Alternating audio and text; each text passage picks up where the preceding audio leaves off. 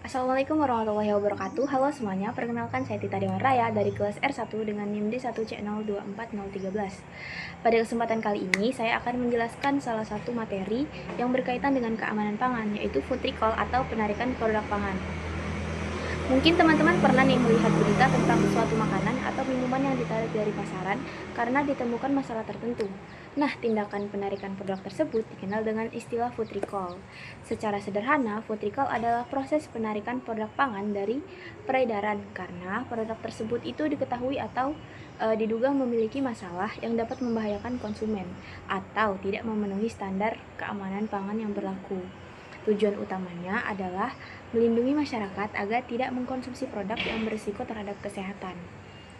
Lalu, mengapa food recall perlu dilakukan?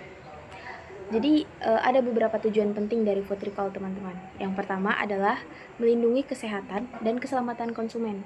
Selain itu, food recall juga bertujuan untuk mencegah kerugian yang lebih besar dan menjaga kepercayaan masyarakat yang terhadap perusahaan serta memastikan produk tersebut beredar telah memenuhi standar keamanan pangan. Selanjutnya, apa saja sih yang dapat menyebabkan suatu produk harus ditarik dari pasaran? Penyebab pertamanya adalah kontaminasi biologis, yaitu adanya mikroorganisme berbahaya seperti Salmonella, E. coli, ataupun Listeria yang dapat menyebabkan keracunan makanan. Sebagai contoh, nih, produk susu yang terkontaminasi bakteri dapat menyebabkan gangguan kesehatan pada konsumen. Penyebab kedua adalah kontaminasi kimia, misalnya ada residu pestisida yang berlebihan, kandungan logam berat, ataupun penggunaan bahan tambahan pangan yang melebihi batas yang diizinkan. Penyebab ketiga adalah kontaminasi fisik, yaitu masuknya benda asing ke dalam produk seperti pecahan kaca, serpihan logam, ataupun potongan plastik dalam proses produksi. Selain itu, food recall juga dapat terjadi karena kesalahan label produk nih teman-teman. Contohnya, informasi alergen tidak dicantumkan, komposisi tidak sesuai, atau terjadi kesalahan dalam penulisan tanggal kadaluarsa. Dalam pelaksanaannya, food recall itu dilakukan melalui beberapa tahapan. Tahap yang pertama adalah identifikasi masalah, yaitu ketika ditemukan dugaan bahwa suatu produk itu tidak aman. Informasi ini dapat berasal dari keluhan konsumen, hasil pengujian laboratorium, ataupun pengawasan dari pihak berwenang. Tahap berikutnya adalah penilaian risiko untuk mengetahui tingkat bahaya yang mungkin ditimbulkan kepada konsumen. Jika memang ditemukan risiko, maka perusahaan akan melakukan penarikan produk dari peredaran. Setelah itu, perusahaan akan memberikan informasi kepada masyarakat mengenai produk yang ditarik serta alasan penarikannya. Terakhir, perusahaan melakukan evaluasi dan tindakan perbaikan agar masalah yang sama tidak terulang kembali. Food recall sendiri dibagi menjadi 3 kategori berdasarkan tingkat resikonya.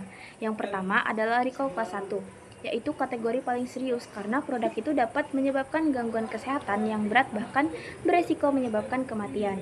Yang kedua adalah recall kelas 2, yaitu produk yang dapat menimbulkan gangguan kesehatan sementara atau dampaknya tidak terlalu serius. Sedangkan recall kelas 3 merupakan penarikan produk yang umumnya tidak menimbulkan dampak kesehatan serius, tetapi produk tersebut tidak sesuai dengan ketentuan atau peraturan yang berlaku. Sebagai contoh, beberapa kasus food recall yang pernah terjadi antara lain penarikan produk susu karena terkontaminasi bakteri, penarikan makanan karena kandungan bahan tertentu melebihi batas aman, serta penarikan produk akibat ditemukan benda asing di dalam kemasannya. Dari penjelasan tersebut, dapat disimpulkan bahwa food recall itu merupakan salah satu langkah penting dalam menjaga keamanan pangan. Dengan adanya food recall, produk yang berpotensi membahayakan konsumen dapat segera ditarik dari peredaran sehingga risiko terhadap kesehatan masyarakat dapat diminimalkan. Demikian penjelasan yang dapat saya sampaikan mengenai food recall. Terima kasih atas perhatian teman-teman dan Bapak Ibu dosen.